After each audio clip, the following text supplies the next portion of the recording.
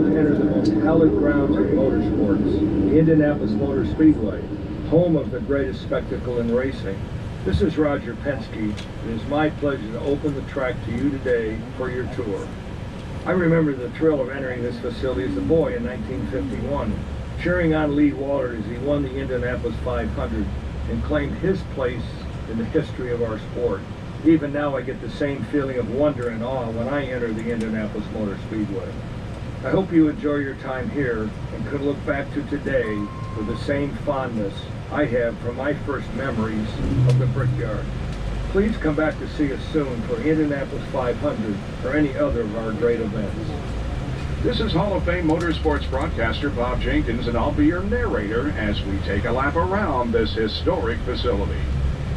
If on this site in 1908, we would be traveling through the fields of the old Presley farm. The remains of this farmstead can still be found in the form of a barn situated behind the putting green of the Brickyard Crossing Golf Course outside of Turn 2. Most roads at that time were of poor quality and made it difficult for the early auto industry to create reliable products. Indianapolis entrepreneur Carl Fisher had the idea to build a facility where automobiles could be tested and races held for constructors to show off their new creations to the public. Fisher and his partners, James Allison, Arthur Newby, and Frank Wheeler, purchased this land for $72,000. As a result, in 1909, the Indianapolis Motor Speedway came into being. The first series of races held on track had to be cut short, as the original surface of crushed stone and tar proved unsuitable for high speeds. An idea was devised to pave the entire surface in brick. Work began in the fall of 1909. The project took 3.2 million bricks from around the state to complete. It was finished and ready for racing in just 63 days. Almost immediately, the track picked up a nickname relating to its new racing surface. Today, people around the world know of the Indianapolis Motor Speedway as the Brickyard. After 2 years of running races of varying length, Fisher and his partners decided it would be best to hold one epic race every year. The Indianapolis 500 was conceived to be held every May around Memorial Day. Ray Haroon won that first 500 in the locally constructed Marmon Wasp, which can be seen on display within the museum. The day was a huge success, and the greatest spectacle in racing was born. We enter the track between turns 1 and 2 onto one of our short chutes, each of which measure 1/8 of a mile and are located at the north and south ends of the speedway. There are 4 turns, each a quarter mile in length from entrance to exit, and 2 straights, each measuring 5/8 of a mile. Altogether, these add up to a total track length of 2.5 miles. You're probably beginning to feel the effects of our banking as we enter Turn 2.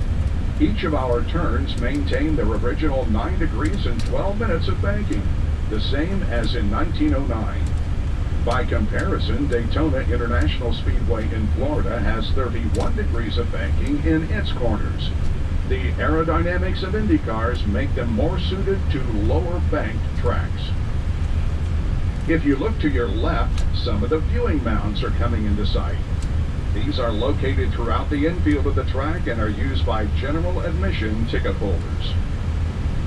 Coming into view on the right are the Turn 2 suites. Constructed in 1973, these suites offer a close-up vantage point to the action on track for VIP guests and sponsors. As we ride along the backstretch, you'll note that the surface is asphalt, the only change from the original layout. If you're wondering what happened to all those bricks, most of them are still beneath us, buried under several layers of asphalt. You may now notice a golf course on either side of us. The original course was opened in 1929. There have since been various configurations culminating with a major redesign in 1992 by legendary course designer Pete Dye. There are now 4 holes on the inside of the track and 14 beyond the back straightaway to your right. If Indy cars were on the track right now, you would see them speeding by at roughly 235 miles an hour or 378 kilometers per hour. This would allow them to cover a football field in 9/10 of a second. For safety purposes, we keep our buses restrained to a more leisurely pace. The Speedway has seen many forms of racing in its century plus of existence. Hot air balloons and motorcycles held competitions even before automobiles took to the track. IndyCar, NASCAR, Formula One, and sports cars have all held major events here. Motorcycles returned in 2008, and even airplane races were held in the skies close to where we are currently touring. Coming up on your left is one of the more recent permanent additions to our facility, a quarter-mile dirt track. This was installed in 2018 in part to honor USAC and IndyCar driver Brian Clausen with the BC39 Midget Car Race, held in conjunction with the Brickyard 400. This has become a premier USAC event with over 100 entrants in the first year. As we travel through Turn 3, be sure to look along the white walls on either side of the track. You will notice the SAFER barrier in front of the hard concrete. SAFER is an acronym for Steel and Foam Energy Reduction. This safety feature was developed by researchers at the University of Nebraska-Lincoln in conjunction with the Indianapolis Motor Speedway. It was first installed here in 2002. The SAFER barrier is responsible for saving many drivers from serious injuries and can now be found at nearly all major racing facilities in the United States. Famed World War I flying ace Eddie Rickenbacker purchased the Indianapolis Motor Speedway in 1927. Captain Rickenbacker competed in the 500 before he learned how to pilot an airplane. He successfully guided the track through the Great Depression with no halt in racing. There were no events held here from 1942 through 45 as a result of World War II. Unlike the First World War, where the ground served as an aviation repair and refueling depot, the track was largely unused and began to be reclaimed by nature. At the urging of three-time 500 winner Wilbur Shaw, Terre Haute, Indiana businessman Tony Hallman saved the track from demolition in 1945, purchasing it for $750,000. Under Hallman George leadership, the Speedway prospered and became the worldwide icon known today. In January of 2020, the track was sold to longtime race team owner and entrepreneur Roger Penske. If you look left, portions of the north end of the Speedway's road course will come into sight. Though early track renderings called for an interior road course, it took until the turn of the 21st century for one to be finally installed. The current layout measures 2.439 miles in length with 14 turns. Here we are on the front straight. A large portion of the 250,000 plus permanent seats can be seen.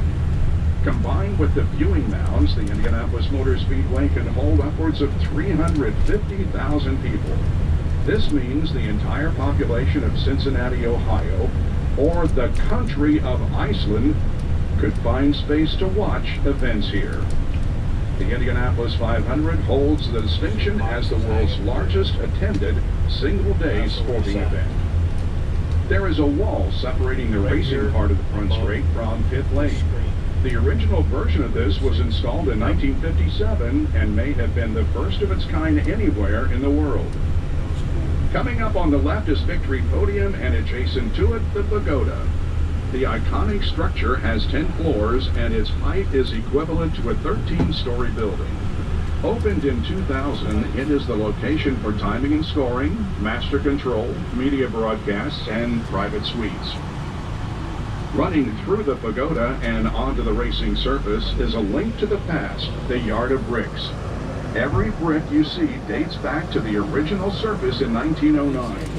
The front stretch remained predominantly brick until October of 1961, when the entire track was paved with asphalt except for this narrow strip. The checkered flag is up! Goodyear makes a move. Little Al wins by just a few tenths of a second. Perhaps the closest finish in the history of the Indianapolis 500. A unique tradition has developed involving the bricks. After winning the third running of the Brickyard 400 in 1996, Dale Jarrett wanted to pay homage to the storied history of the track. Dale and his crew made their way to the yard of bricks, knelt, and gave them a kiss. This tradition is now performed by winners of every major event held here at the Speedway. Okay.